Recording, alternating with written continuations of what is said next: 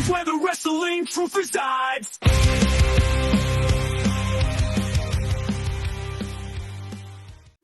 Could you divulge a little bit into what was like the experience like when you did your tour over in Japan? Yeah, absolutely.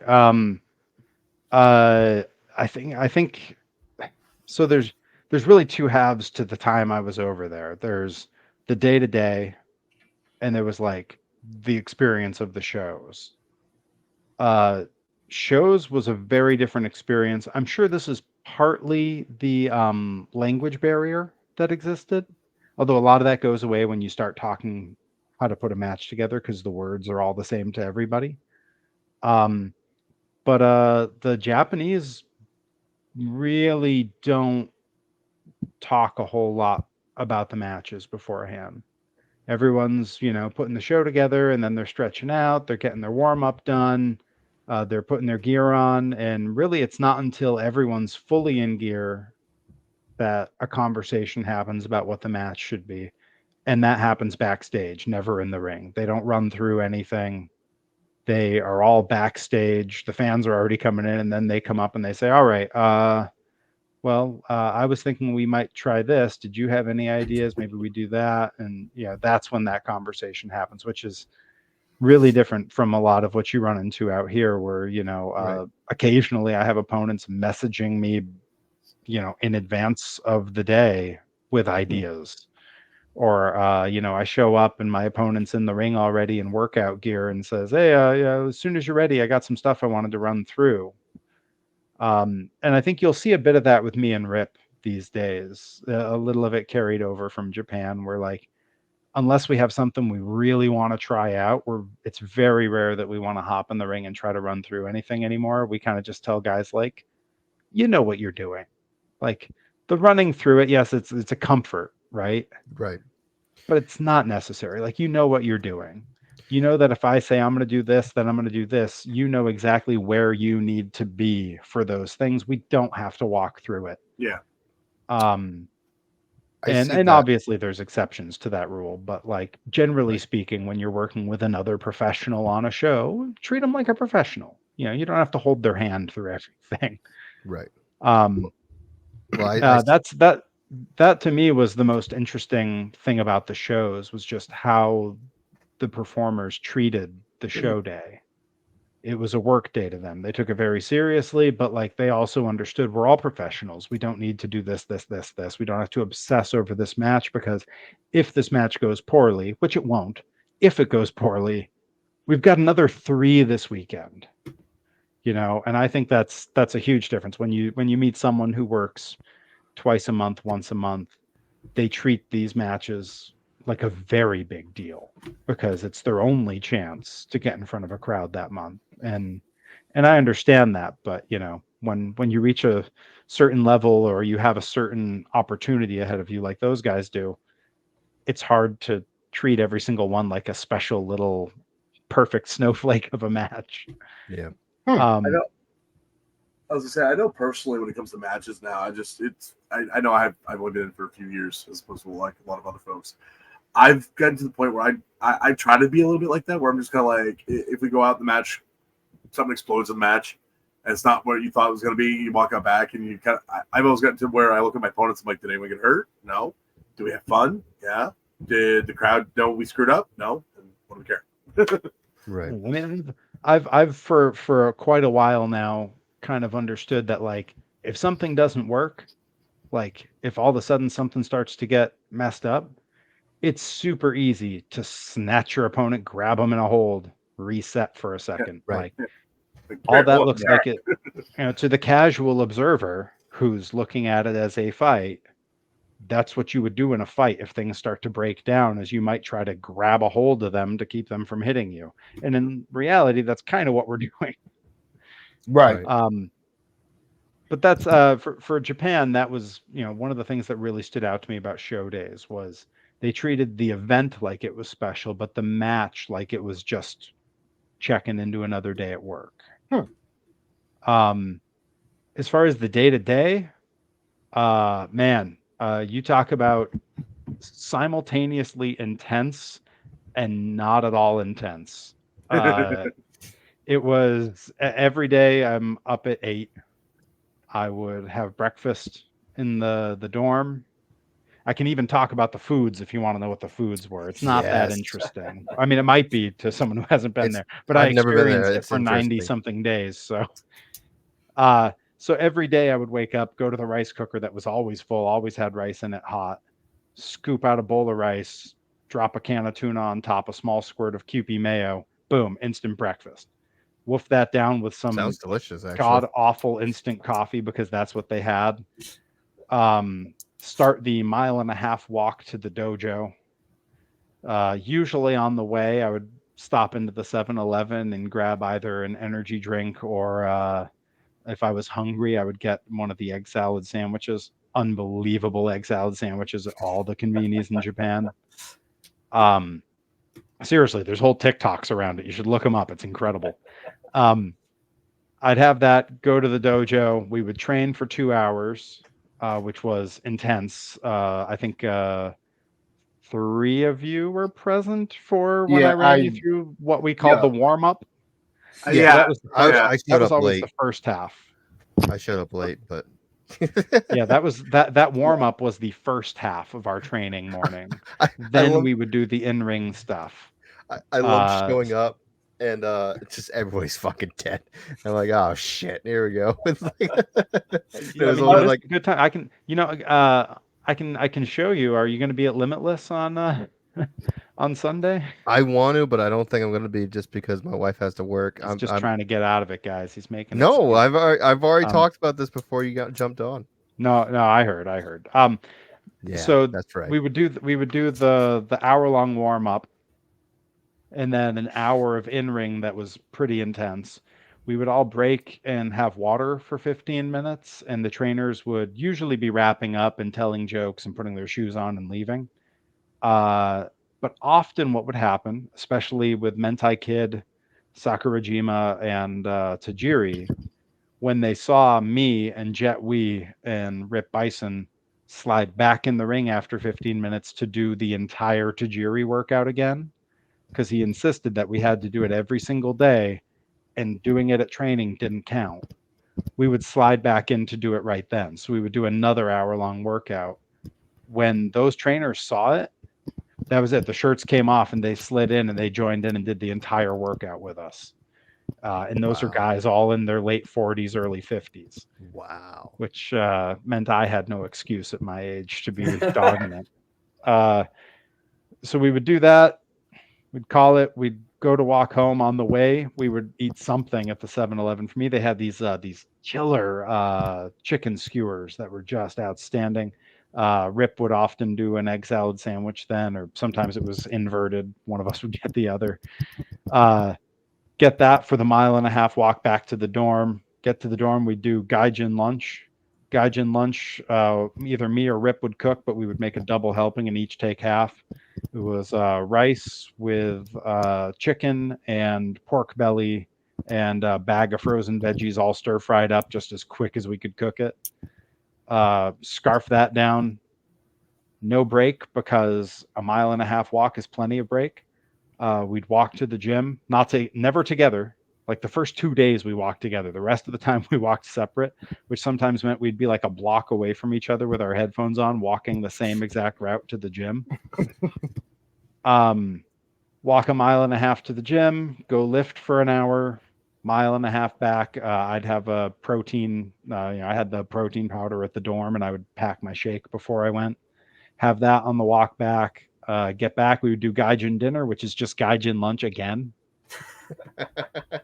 Which is a big meal. I mean, I'm really not, I don't know how to do it justice, but the bowl and the food on top of it, if you think like a large cantaloupe of meat and rice, that's about the size of it. Eat that, and maybe 15 minutes after finishing that, either me or Rip would find the other and go, "Conveni?" Because we'd already be hungry again. And we would walk it's like a 1/4 mile, maybe a 1/2 mile, to one of the, we had 3 convenis equidistant from the dorm. So we would just kind of rotate which one we went to at a given trip. And we would load up a pile of food.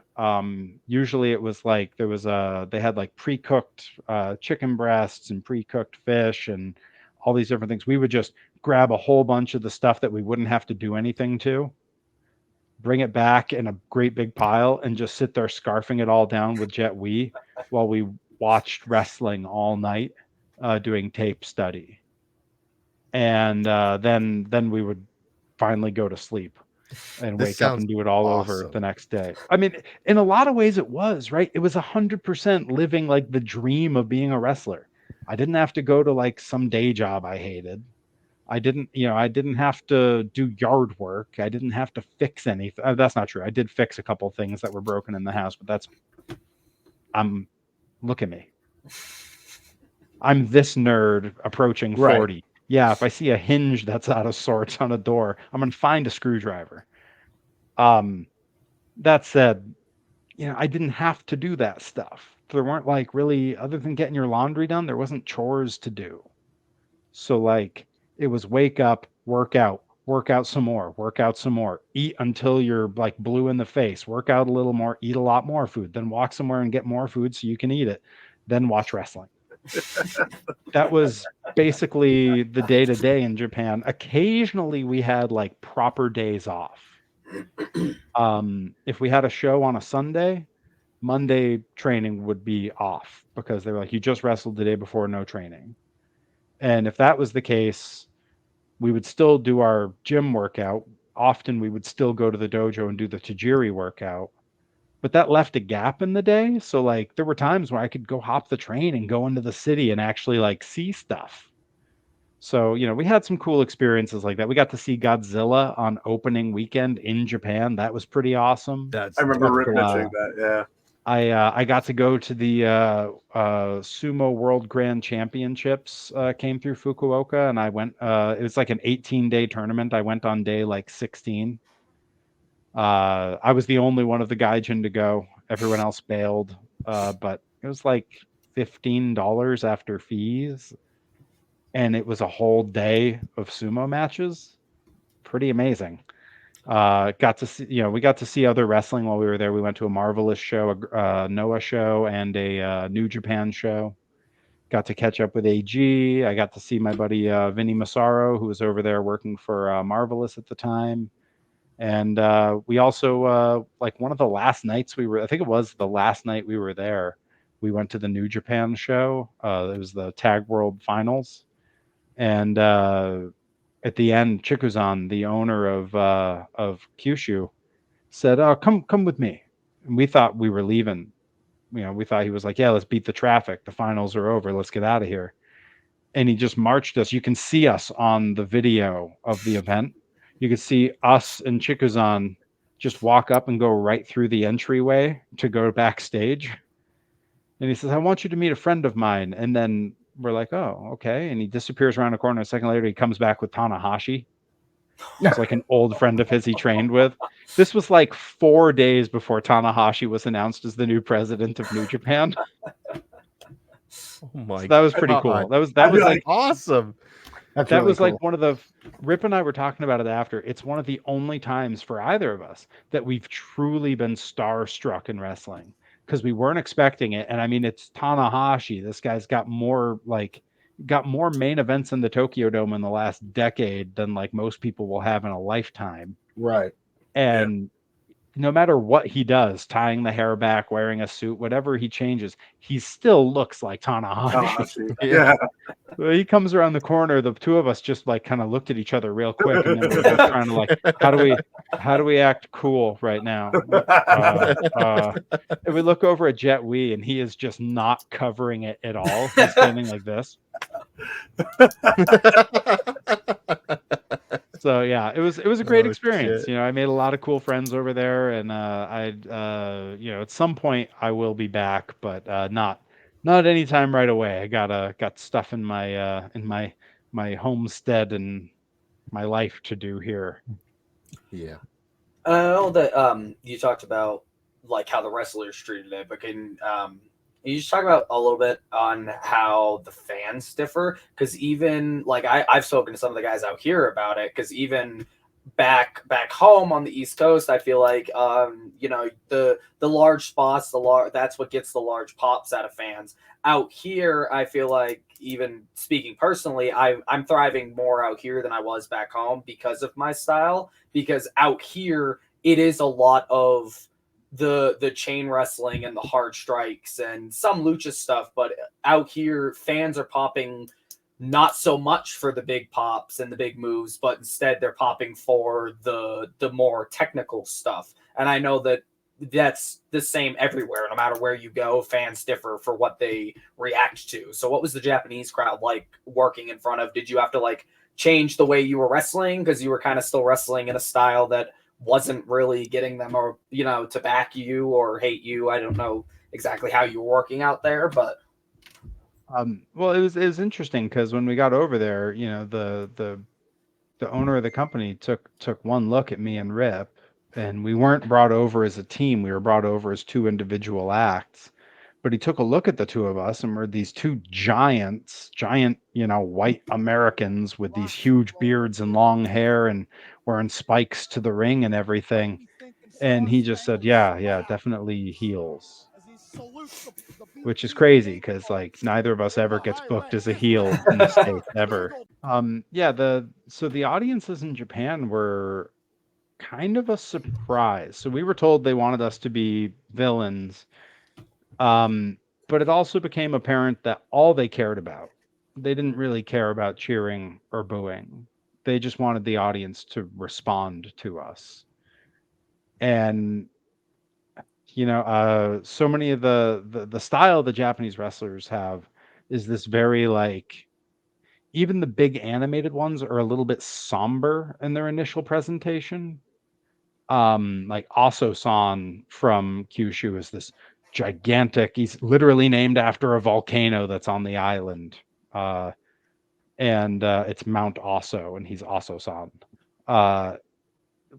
Wears a costume that looks like he's a volcano.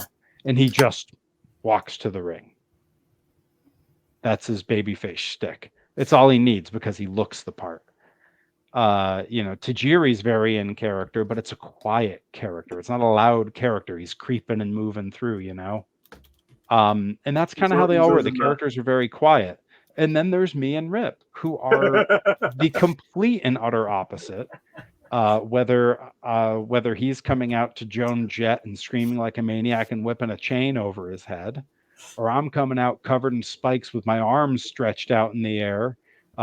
In America, coming out to Automatic by Less Than Jake, which is a raucous pop ska punk song. Or in Japan, I entered to the Serge from System of a Down. Good Lord. Yeah, that's the guy. that's exactly what it Sorry, looks that's all I could think about when you said that. I will say, also saw at outdoor shows, the volcano on his head, he has a tiny little pyro he puts in it that smokes the whole way to the ring. It's dope. incredible. You know, I'm coming out, and in Japan, my entrance music was the Surge from System of a Down cover of Godzilla. Nice. Fantastic, worked really well. But the complete opposite of what everyone else there was. And the crowds loved it. They loved it. Like nothing I could do without completely breaking and changing the character over would get them to boo me, other than the like automatic response boo stuff. That was very much we're loving to boo you right now, you know? Yeah. They town after town, they had me in main events, beat up whichever wrestler was the local guy. Like I had a main event singles match with Aso-san in his hometown, a guy who's been in the business for 30 years. He's in his late 50s, built like a semi truck, and literally had me beating him up, cheating, throwing him in the audience. And afterwards, I had a line out the door of fans to buy merch and get an autograph and take a picture. They couldn't care less what I did to their local hero. They thought, oh, wow, this guy's so American. Big American. So loud. He's so loud. He's so tall, and he's blonde. What the hell is this guy? Big American spin. Yeah. Oh, I think that was part of it too. Is they saw the Perry go round every match, so they were like, yeah, that dude picked up the big guy and spun him around. That ruled. Which, I mean, truth be told, is also kind of the reaction I get in America. People are like, wow, yeah, he picked up a big guy and spun him around. That ruled. Again, Jason Maverick, when you whipped him around and all of a sudden the locker room was going, holy shit. I think almost every locker room at this point has one holy shit moment for me where they're like, we can't believe you got that guy up. And it's either for a Perry go round or like at Open, one of the Brick City boys I put up for a stalling suplex. And in my head, it was very brief. And then when you watch the clip back, I just held him for a really long time. And his partner came running in and I kicked him while still holding the suplex. And afterwards, they're like, how did you have one of the Brick City boys up that long on one leg? And I'm like, we were there. In my head, I'm going, the guy's a professional. He knew what he was doing. Oh, shit.